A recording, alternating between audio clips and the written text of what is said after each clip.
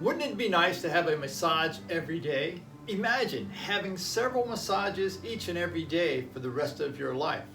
Today, I'm going to show you a little trick with a tennis ball and a sock and how you can get a massage anytime you want, as many times as you want for the rest of your life.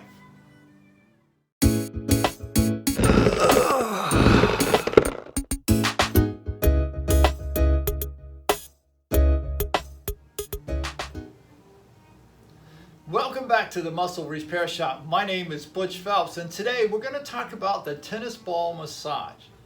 Now, for many of you, when I talk about using a tennis ball, typically what I get from so many people is that the tennis ball seems to be too soft. The idea from the gadgets that you've seen people sell online and in stores is that if you get a really hard ball, maybe like a lacrosse ball or even a hard knobbly ball, that's going to do a better job. The idea behind that is that if I push really hard, the muscle will somehow decide to let go. Here's the problem with that. The problem is that for the muscle to decide to let go, the muscle would need to have its own brain. And we know that we only have one brain in our head, hopefully, but that one brain controls the muscles in your body 100% of the time. So the thing to think about with your muscles is that every thought you have and every movement that you make, your muscles will tighten throughout the day and even throughout the night. When you're sleeping at night and you're rolling over your bed and you're having dreams, well, your muscles at that point will tighten just like you moving around in the daytime. So this tennis ball idea with the sock works really well. Now, some other programs that people are trying or other tools that people are trying has been things like the Theragun, where the little gun that kind of beats on your chest or beats on your arm like this. Again, the idea behind that is that if I beat this muscle long enough, and in massage we would call that tapotement, but if you beat this muscle long enough, that somehow the muscle will let go. Finally, you'll see people get on the floor of the rollers and they're rolling back and forth and rolling back and forth. The problem here is it's too wide of an area. And again, you're pressing really hard on the roller as you're rolling on the floor because you think the pressure is going to force that muscle to let go. So let me say it one more time.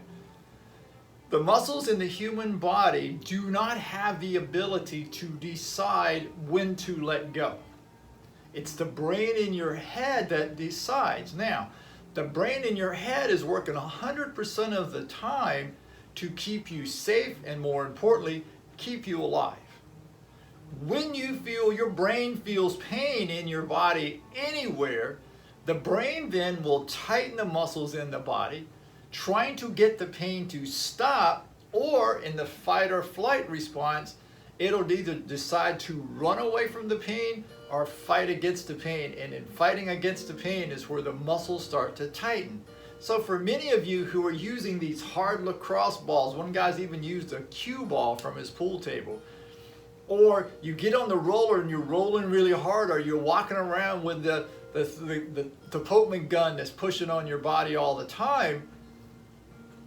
The problem here is that due to the pain, your brain may be tightening the muscles and causing it to be a short-term relief. What we want is more long-term relief.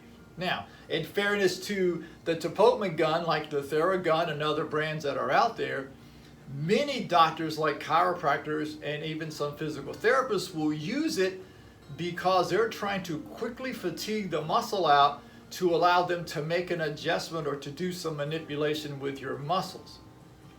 That's a different thing. And the same thing is when you are using a cue ball or something that's really hard, or you're on the roller, you're not causing the body to relax and release the tension.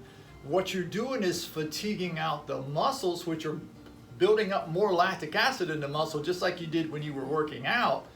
And that's going to cause the muscles to remain tender, stiff, and hard. That is not where we want to be. So let's get to the tennis ball here. All this is a simple tennis ball that I placed inside of a sock, and I realize this is not a great sock, but it was the sock that I had at the time. And I use that tennis ball on the upper part of my back and on my hips. So we're going to start with the upper part of the back first. Now, the good thing about the sock is if I drop it, I don't have to chase it, which is a great thing.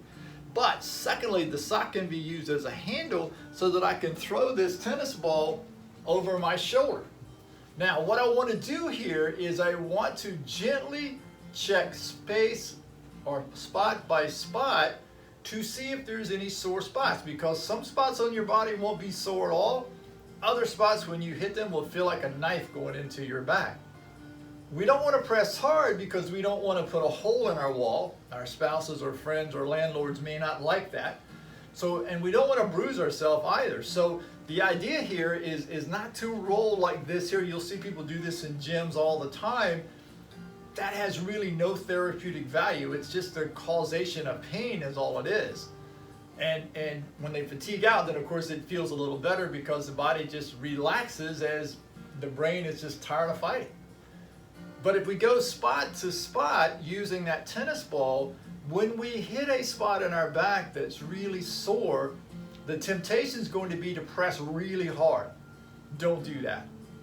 What you want is to stay there, maintain the pressure, breathe out, and allow the brain to relax the muscle. Again, the muscle's not going to release on its own because it doesn't have the ability to do that on its own. That would mean that it'd have to have a brain before that could happen.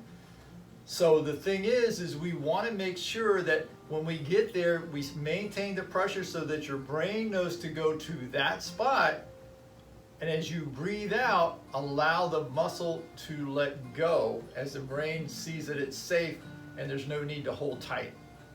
Now, in some cases, when a muscle is really tight, you may have to do this 2 or 3 breaths, or I've even had times where I moved to a different spot, got that spot to release, and then come back, and when I did, it let go. Now, as you're working on your back, you're going to work between the shoulder blades and the spine, which is the rhomboids, and you're also going to work out on the shoulder blade itself, where there's 3 major muscles there. Many times, this will become very sore, and when people complain about neck and shoulder pain, they almost always go to that area of the back. But the reason that they have that problem in that area of the back is because the muscles on the front side have shortened. These are the chest muscles, what's called the pec minors on the outside. And if you notice when they stand sideways, their shoulders tend to round in, but you see how my head goes forward. And understand that as my head goes forward, the pressure back here increases. This is not the cause. This is the symptom. This is the cause. This is the cause. And so all day long, if we're working on a computer, we're driving a car, you see we're in this position all day long. This shortens and it becomes difficult to stand up. When I take the tennis ball at the end of my day, middle of my day or whatever, and I lean against the wall, now I can press, soften the backside of my body. And then in other videos that I have, we'll talk about the pec minor chest stretch where you're in a door frame and you're stretching your chest out that way. And also the pec major, which is the larger muscle, we're checking that way. But that's in a different video, and I would encourage you to look that up as well. So let's get to the hips. The hips are an important area because you have 5 major rotating muscles in the hip, along with the gluteus maximus that we all know about, the gluteus medius and minimus. And what happens there is when those muscles get tight, it can lead to low back pain. And it can make it very difficult to stand up straight. So taking the tennis ball, you see, now you can place that between your hip and the wall, and you notice how I'm facing you forward at this point. You can press on the inside parts of the hip, checking space by space to make sure that's soft and it's pain-free. For most of you, especially if you're active, what you're going to find is that on the side of the hip, and I'm talking about right where you can feel your hip joint here, all around the back side of the hip there, are the rotating muscles in the hip, and down into here is the piriformis part of the hip. Now you can stand sideways to the wall using the tennis ball between your hip and the wall sideways, and you start again to check spot by spot. And when you find a spot, you can press just a little bit, maintain that pressure, breathe out, and allow the muscle to relax. And of course, that's your brain causing it to relax. Now, an interesting thing here, there is a muscle between the hip joint and the top of your pelvis called a tensor fascia lata. You want to work in that area here, because if you walk a lot or you run a lot, this is going to get tight, and it can literally cause your pelvis to shift one way or the other. Or if a doctor puts your ankles together, it can actually show up as a leg being shorter than one or the other by just like half an inch or 1/8 of an inch or something like that. But you can take this tennis ball here and start to work in there and get that to loosen right back up. It's an easy thing to do, and I use the tennis ball on my body at least 2-3 times a day, because like everyone else, I'm doing things and I'm working over people all day long. I want to be able to help my body stay in good shape so that I can help you stay in good shape at the same time. If you like what you've heard today, be sure that you subscribe down below, ring the bell, share it with your friends, and check out the other videos, because I do have some other videos on stretching out the chest muscles and also stretching out the quads in the front.